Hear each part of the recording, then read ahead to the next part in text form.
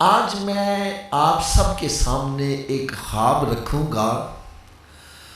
میرے اسلامی بھائی بھی موجود ہیں، اسلامی بہنیں بھی موجود ہیں، بڑی توجہ سے میری بات سنیے گا۔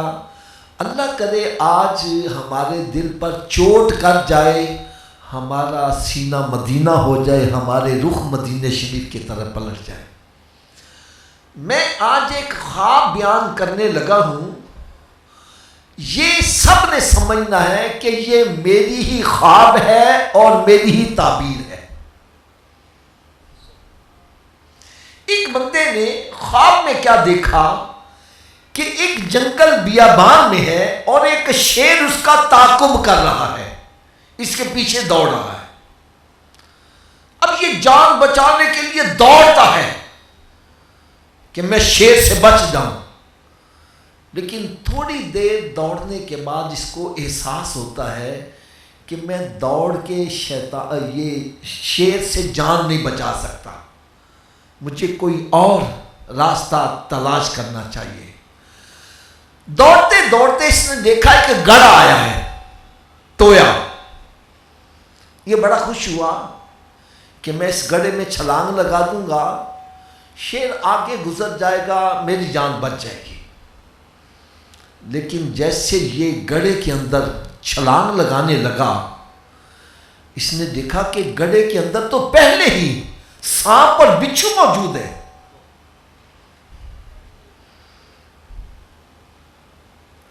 کہنے لگا موت سے بچنے کے لیے تو میں کودنے لگا، موت تو پہلے کھڑی ہے۔ پھر اچانک اس کی اوپر نظر اٹھی تو اس نے دیکھا درخت کی دو شاخیں لٹک رہی ہیں۔ اس نے سوچا اگر میں ان شاخوں سے لٹک جاؤں، شیر سے بھی بچ جاؤں گا، گڑھے کے اندر جو سانپ اور بچھو ہیں ان سے بھی بچ جاؤں گا۔ لہٰذا یہ کوشش کر کے درخت کی جو شاخوں کو چڑھ کے اوپر ایسے ان کے ساتھ لٹک گیا۔ لیکن تھوڑی دیر کے بعد اس نے دیکھا کہ دو چوہے ہیں، ایک کا رنگ سفید ہے، ایک کا رنگ سیاہ ہے، دونوں انہی دو شاخوں کو کتر رہے ہیں جس کو پکڑ کر یہ لٹکا ہوا تھا۔ گھبرا گیا، یہ چوہے اگر شاخوں کو کترنے میں کامیاب ہو گئے میں تو نیچے گروں گا، شیر بھی موجود ہے اور گڑھا اس کے اندر سانپ اور بچھو بھی موجود ہیں۔ خیر ابھی یہ سوچ میں پڑا ہی تھا کہ اچانک اوپر سے ایک میٹھا مشروب، یوں سمجھے جیسے شہد نہیں ہوتا، وہ اس کے منہ میں گرنے لگا۔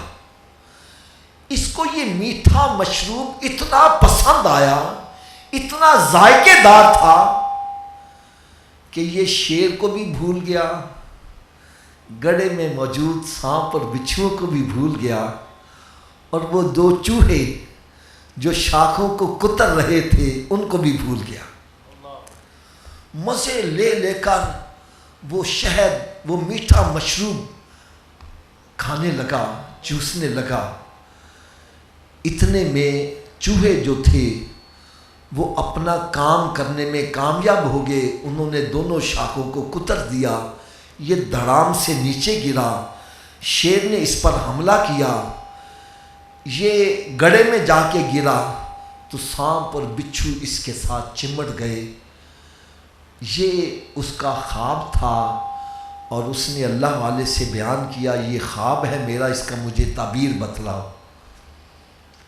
اس نے کہا بھائی اس کی تعبیر بالکل آسان ہے، وہ جو شیر تیرے پیچھے آ رہا تھا وہ حضرت اسرائیل علیہ السلام ہے، اور وہ ہر وقت تیرے پیچھے لگے ہیں، تو ان سے بچ سکتا ہی نہیں ہے، ان سے بھاگ سکتا ہی نہیں ہے، تو جہاں مرضی چلا جا وہ ہر وقت تیرے پیچھے لگے۔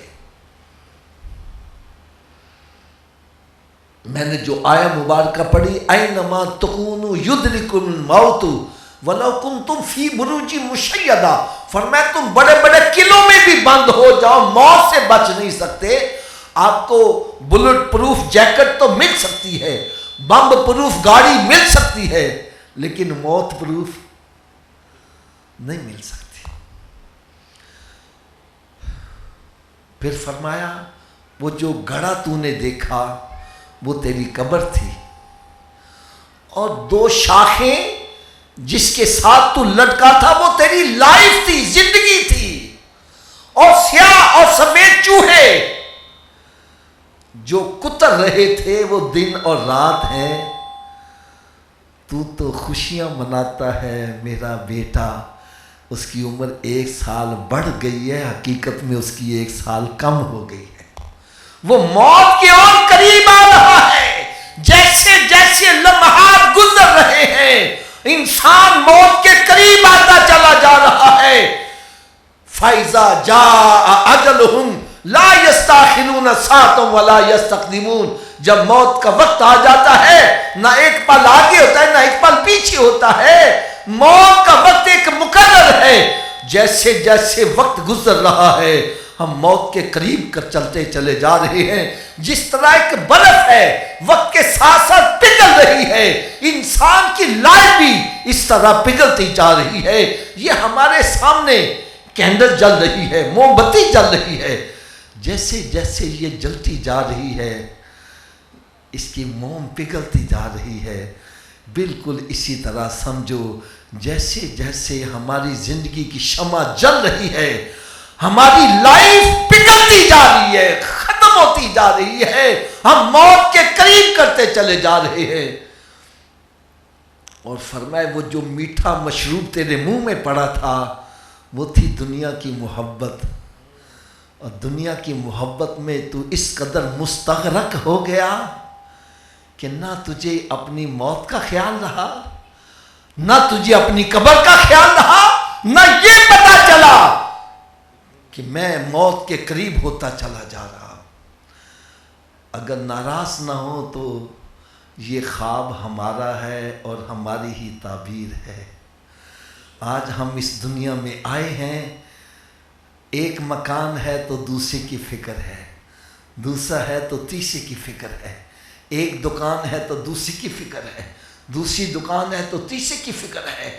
اس کے پیچھے بس ہم دوڑ رہے ہیں، یہ بھی آ جائے، یہ بھی آ جائے، یہ بھی آ جائے، یہ بھی آ جائے، اور آگاہ اپنی موت سے کوئی بشر نہیں، سامان 100 برس کا پل کی خبر نہیں۔ اے ہمارے ماجد بھائی کی والدہ مرحومہ مغفورہ کے اصحال ثواب کی محفل میں آنے والوں، اس محفل میں آنے کا مقصد کیا ہے؟ آج ہم نے اس محفل کا مقصد یہ بنایا ہے، مولوی صاحب ختم شریف پڑھو جلدی سے، ختم شریف پڑھا، لنگر کھایا تو چلتے بنے، کوئی کہتا ہے نمک صحیح نہیں، کوئی کہتا ہے مرض صحیح نہیں، کوئی کہتا ہے ایدی ماں نے کہہ رہا روز روز مرنا سی روٹی تو چنگی کھانا۔ یہ مقصد ہے ہمارا یہاں آنے کا؟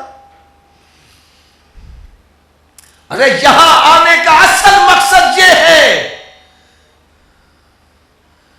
کہ جس طرح ہمارے ملک صاحب کی والدہ مرحومہ مغفورہ انتقال کر گئی، ہم نے بھی یہاں صدا